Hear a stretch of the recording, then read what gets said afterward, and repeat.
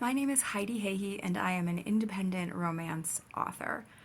Romance, however, is a rather large genre and encompasses a lot of different stuff. So today I wanted to talk about what I actually like to write. What are my books like?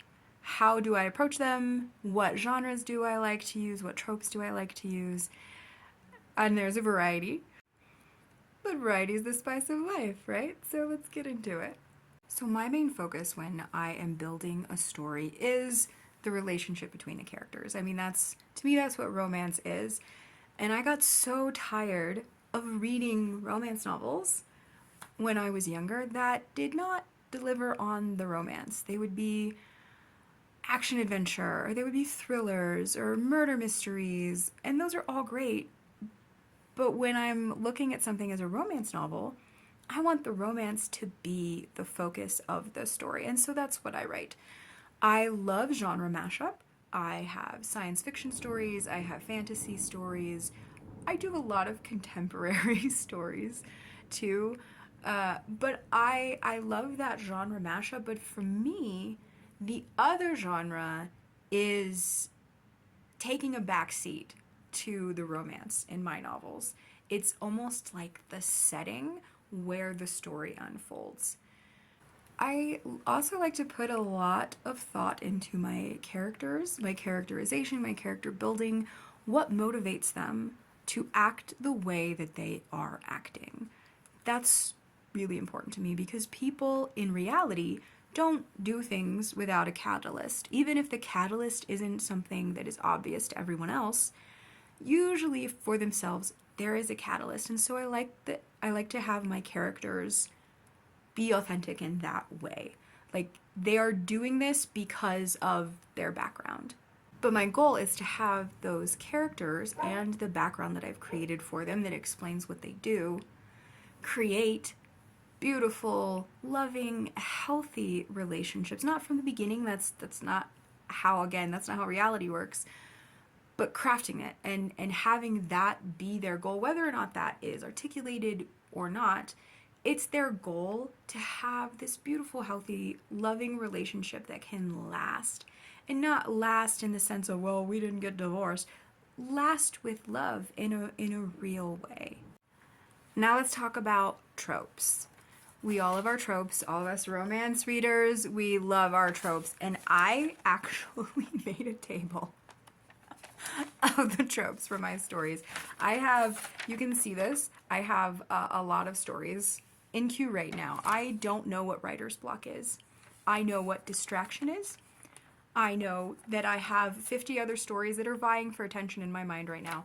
But so I went through and I did a little trope check with them because writing tropes for me is kind of natural. I've been reading romance novels for decades, and so the tropes are just really a natural part of the stories that I come up with. And so I was curious to see which tropes I really gravitate towards. And apparently second chance, it's the middle one there. Second chance is a huge one for me, and friends to lovers. My current novel out right, or my new novel is Friends to Lovers. But so I really play around with tropes. I love cross tropes. I love multiple tropes. I am within one story. But then there are also tropes that I obviously don't do, which was interesting when I did this for myself. But friends to lovers, second chance, anything that is forced proximity. So forced proximity is its own genre, but to me, convenience marriage, arranged marriage, fake relationship are all sort of forced proximity, and I really, really love those. And anything that has secrets involved. A secret relationship was not on my list, which is weird because I really love writing secret relationships as well. But that's in sports stories. I love them. The locker rooms, man. Gay sports stories are the best. I have several of those coming out soon. A few of those. That's going to be a series from me. Gay sports stories. And then, of course, there's the spice, which I love. And I was so tired as a reader of being disappointed Every time a blurb would make me think that I was gonna get some good spice, and then nothing. Or, I'd get that one scene 3/4 of the way through, and it was 3 paragraphs, and I'm over here like, I wanted 3 pages, okay? I wanted 3 pages, and I wanted that at least 6 other times in this book. Is that so much to ask for? And so, I make sure that it's that way. Granted, not all of my stories are spicy. I do have one out right now that is gay trans, that is clean and wholesome. But spice is really important to me. That's part of why I fell in love with the romance genre. It's about intimacy between the characters, and it's about the fact that that is such a crucial part of having a beautiful, healthy relationship. You can't have a beautiful romantic relationship without the physical element, at least in my opinion. I don't want one. And so if this is the story I'm telling, I want to have all the spice, okay? So that's what I write.